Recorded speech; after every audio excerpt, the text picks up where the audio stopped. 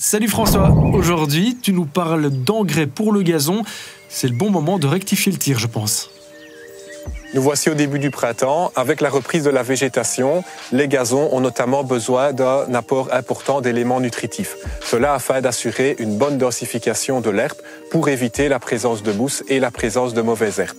Faisant ensuite aussi un hiver rigoureux où il a fait relativement humide, les éléments nutritifs disponibles au niveau du sol sont assez faibles. C'est pour ça qu'il est important de rectifier avec une bonne nourriture appropriée pour débuter la saison. La croissance du gazon cet hiver n'a jamais vraiment été à l'arrêt parce qu'il n'a jamais eu de période de froid suffisamment longue. Il est donc très important d'utiliser un engrais organique comme cet engrais mini-granulé qui va permettre de nourrir correctement le gazon. Pour y arriver, cet engrais est très technique et est composé d'une multitude de matières premières différentes, jusqu'à une dizaine. Donc on y retrouve des matières premières qui vont apporter du carbone comme l'écorce de cacao, mais aussi des matières premières aussi bien animales que végétales qui vont apporter les éléments nutritifs majeurs comme l'azote, le phosphore et le potassium. Il est très important aussi de diversifier les matières premières pour que l'azote soit libéré progressivement au cours du temps.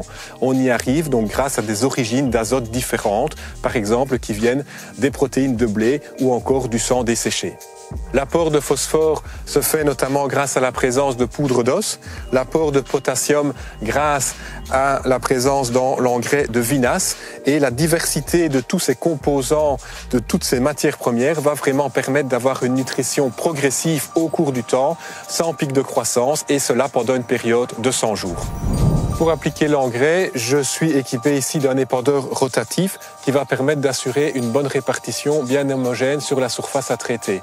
C'est effectivement très pratique si la surface est plus grande et ça permet d'avoir une précision par rapport à un épandage à la volée. Donc pour l'application de l'engrais d'entretien, on a le choix entre deux types d'engrais. Soit on va choisir un engrais équilibré qui contient les différents éléments fertilisants pour une application sur les gazons d'entretien et tondu de façon classique, ou alors dans le cas particulier où la pelouse est tondue à l'aide d'un robot ou si on réalise des tontes mulching, on va choisir un engrais type spécial robot qui va notamment contenir des bactéries qui vont aider à décomposer l'herbe morte pour qu'elle retourne en nutrition au niveau du gazon.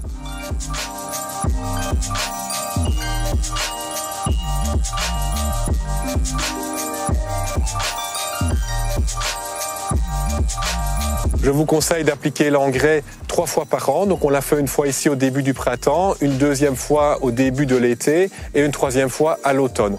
On veillera à utiliser un engrais adapté à chaque période. Donc à savoir pour les 2 premières applications, un engrais plus riche en azote et pour la dernière application à l'automne, un engrais avec une formule renforcée en potassium. Oui. Au printemps, il faut de l'azote, qui est une composante des protéines, ce qui est essentiel pour la croissance de toute plante. Merci François.